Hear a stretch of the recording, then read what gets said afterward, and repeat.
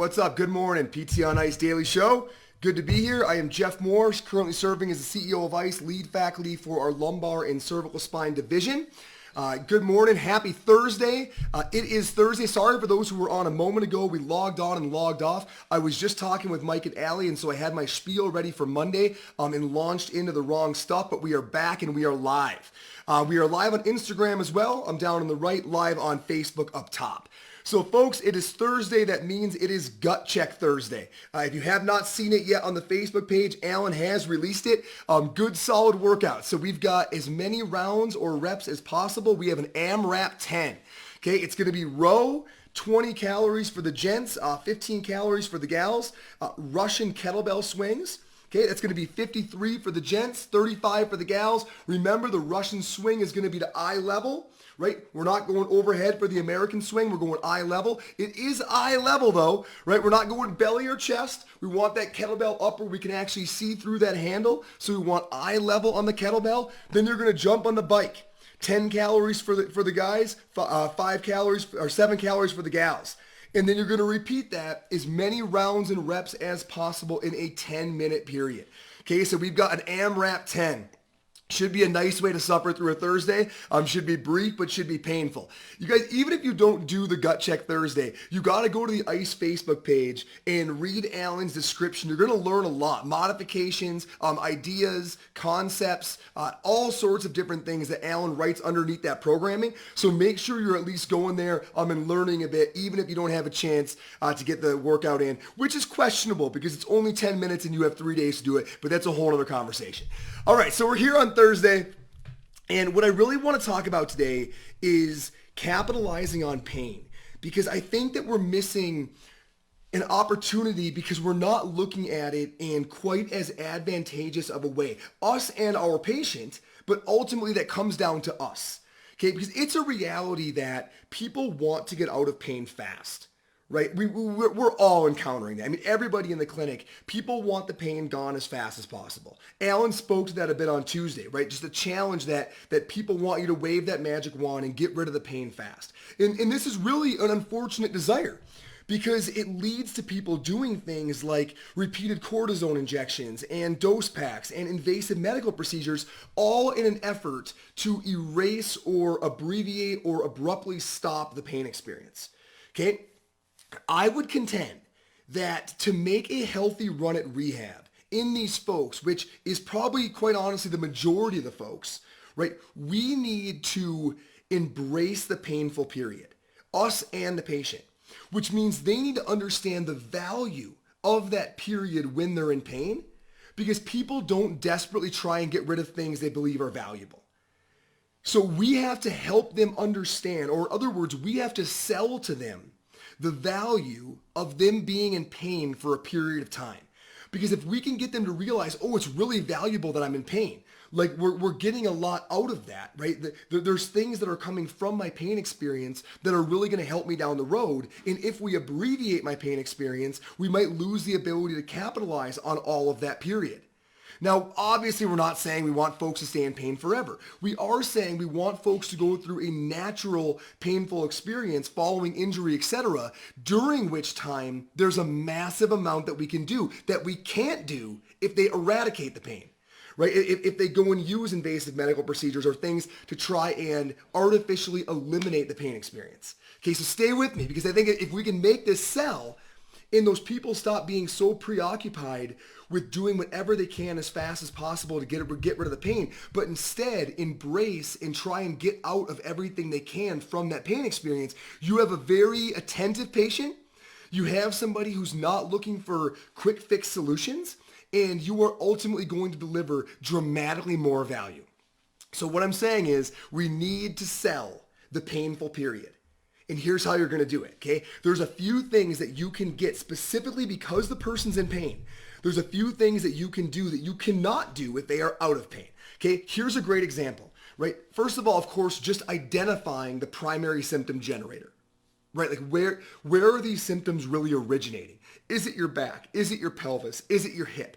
Now, we're not saying the entire pain experience is coming from there. We know that pain is more complex than one primary area of nociceptive drive. But we are saying there does tend to be one primary area of nociceptive drive. And if we can figure out where that is, okay, so it looks like it is the hip, or it is the neck versus shoulder, or it is the low back, then we can begin using our library of expertise, our pattern recognition, etc., to begin messing with it.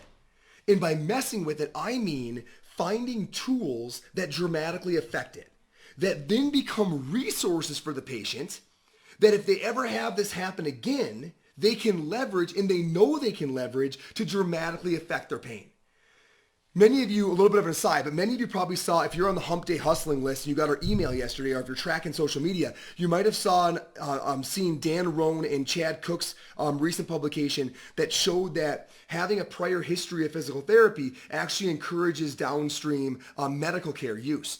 Now, obviously, you can't correlate, look at causation one-to-one, right? There's more going on in the study, but that should give us some pause of like, people that had historically been to PT and now they're using more medical care as opposed to letting things resolve with their low back pain after one education session. Like, I wonder why that is. Are we leading people with the wrong message or the wrong tools that they're running and getting care every time they have a flare up?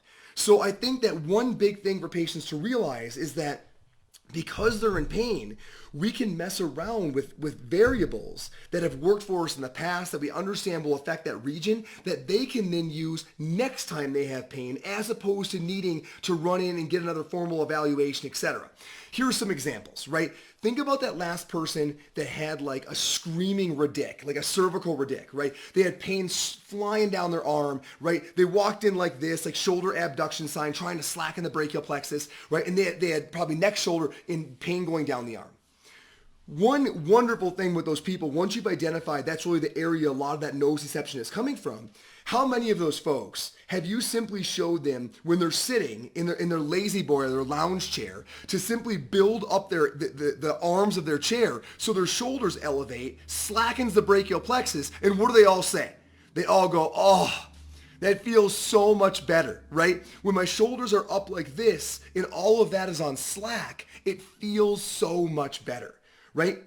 Now they have a tool they can use whenever they want to dramatically reduce their pain experience, right? Not only this episode, but anytime this happens to come on in the future, right? Think about that person who's got a symptomatic intra-articular hip and you help to work with them on squatting position, right? How they're leading with their hips, right? Versus their lumbar spine versus when they break their knees. How you externally rotate their feet and help them find that position for them that allows a really nice, comfortable squat pattern so they can get that stimulus without pain, or they can move functionally without pain.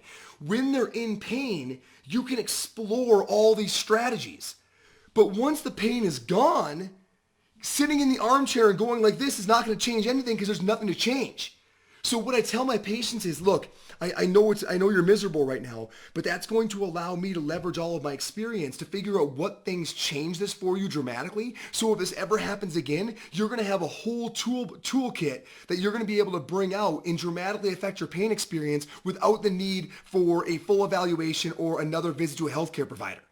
So I think helping them realize, oh, I'm building my library of things that help not only for now, but anytime this might happen in the future, right, is a really, really powerful thing. And if they embrace that, they're going to begin to see the value of being in pain because we're learning so much, not just for now, but for the future, right?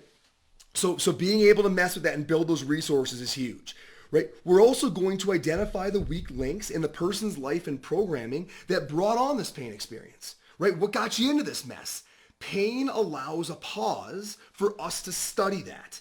Because let's be honest, once pain is gone, so is the priority, right? Once the pain is gone, people are not as willing to dig into why it developed and really sit there and say, well, Jeff, I don't know what changed. Well, let's figure it out. Over the next couple of weeks, we really need, you're uncomfortable. We can't let this happen again. Let's figure out what got you into this mess. Because it's usually one of two things.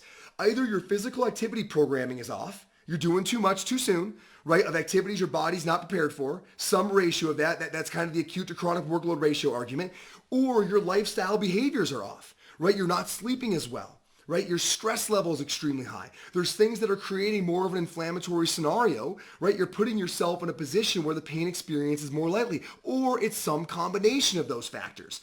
But the bottom line is, while you're in this pain experience, we need to figure out exactly why you became or regularly become symptomatic.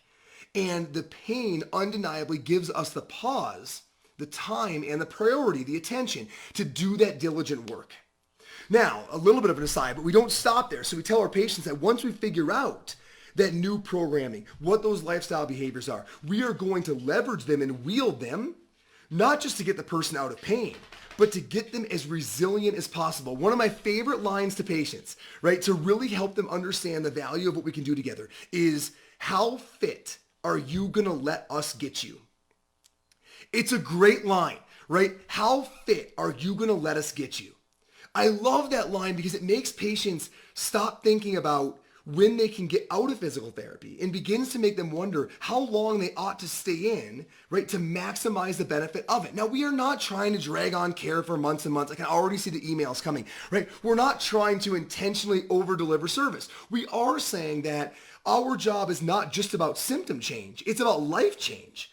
Right? So once we have your symptoms down and we've done the work to figure out the programming issues and the lifestyle behavior issues, I want to wield those and build a habit with you that leaves you a very different person than when you walked in. How fit will you let us get you? The fitter we get you, the harder it's going to be for you to fall back to where you are today, right? What is better than the CrossFit fitness wellness continuum, right? The farther out there we get you, the fitter you will allow us to get you, the harder it's going to be for you to become symptomatic. How fit will you let us get you? We have all the resources in the world. We can study your programming in real time. We can create any modification you want. We can work with anything at home you have that's heavy. Let us wield our skill set to get you as fit as we possibly can. This is our one shot. And I love saying and putting that gravity on it that you're here. Let's get as much out of this as we possibly can. All right, so one big thing is studying what got him into this mess, right? The programming and the lifestyle behaviors or some combination thereof. But then actually showing them that once we know what it is, we are going to build that habit as deep and awesome as they will allow. Okay, the third one, right, that the pain experience allows us to develop a total body conditioning plan around their issue. Right, so oftentimes people are coming to you and saying, this has happened several times in the past, and when it happened, I had to stop working out, and that infuriates me, which an attitude that we love, right? So what we're gonna do is we are now going to leverage our ability to modify, to adapt, to be creative, to build this person a total body conditioning plan that they can do even when they are having this symptom issue, right? I would argue, folks, that this is the pinnacle of our profession. Like when I look at PTs now that I really respect, and I'm like, what is it about their skill set that I really look up to? One of those things undeniably is their ability to elevate somebody's goal-oriented fitness while they're injured, right? So somebody has certain goals they want to meet. They've been bumped off that track due to injury, and this rehab specialist is able to develop a total body conditioning plan and mimic stimuli so that that person maybe doesn't not only fail to lose ground, but actually is able to move forward while they're symptomatic. Right? Right now where I am at in my career is I look at PTs with different skill sets. That might be the thing that I respect the most, is someone who's able to allow another individual to not only maintain, but amplify their fitness while they're currently having a symptomatic issue. What is so cool about that is, number one, it meets the goal the person had. Was, I don't want to lose my fitness. I don't want to get out of shape. It's so hard to get back in the habit, yada, yada, yada. You have now solved that problem because you have found a way by adjusting movements, by adding different ones, by playing with intensity. You have found a way to allow them to maintain their fitness. But what you've also done is you have created for them some alternate programming. So again, if this ever shows back up, they don't need to skip a day. They just shift train tracks because you have given them other ways to maintain mental and physical fitness, right? Because you found workarounds. That is the pinnacle of our profession. I mean, you have given people other ways they can play with movement, other ways they can remain fit that they would not have thought of. Because they were symptomatic, you were able to mess around with that, and now they have an alternative program that they can use so they never lose their fitness. So they never fall down that track. They never start to suffer mental health issues that come with not moving, right? Imagine what you've done for their lives. But it doesn't happen if they aren't symptomatic, because it's when they're symptomatic that you can try different exercises and see what works during a symptomatic period that allows you to use those when they are symptomatic. So again, one more thing you can say to the patient is, oh, this is great. I mean, it's not great. Like, I know you're uncomfortable, but this is cool because what we're going to be able to do is, you're saying you have this happen, once or twice a year. We're going to be able, now that you're in pain, to try a few different things. I've got some great ideas, and build you a program that you can do that does not flare you up, that you can use anytime this shows up in the future.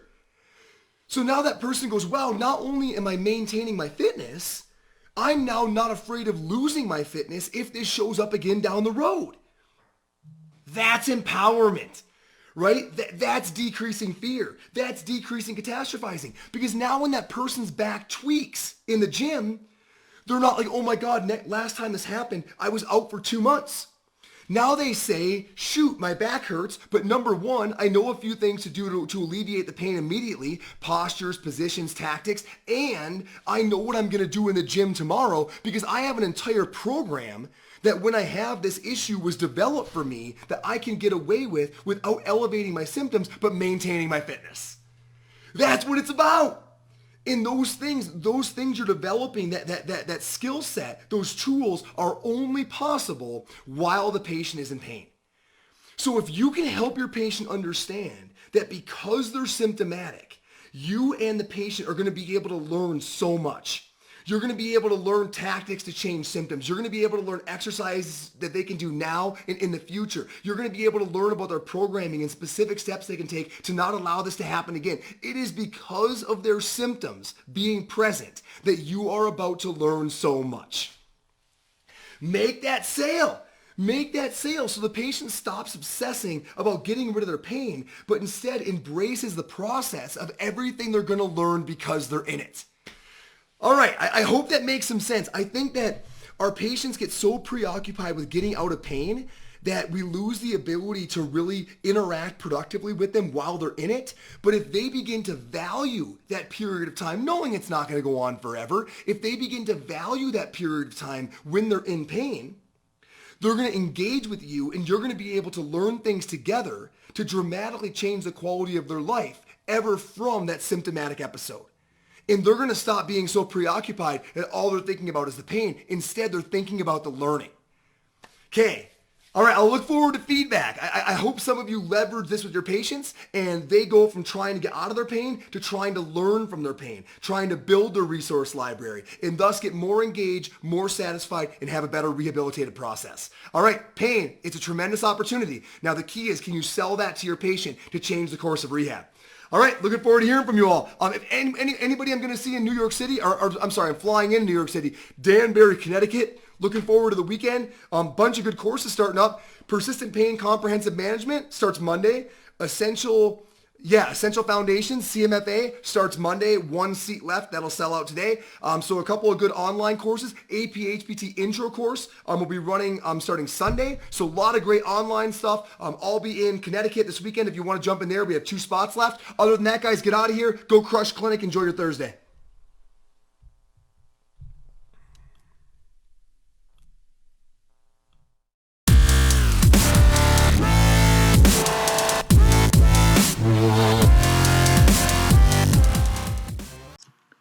Hey, thanks for tuning in to the PT on Ice Daily Show. If you enjoyed this content, head on over to iTunes and leave us a review. And be sure to check us out on Facebook and Instagram at the Institute of Clinical Excellence. If you're interested in getting plugged into more ICE content on a weekly basis while earning CEUs from home, check out our virtual ICE online mentorship program at ptonice.com. While you're there, sign up for our Hump Day Hustling newsletter for a free email every Wednesday morning with our top 5 research articles and social media posts that we think are worth reading. Head over to ptonice.com and scroll to the bottom of the page to sign up.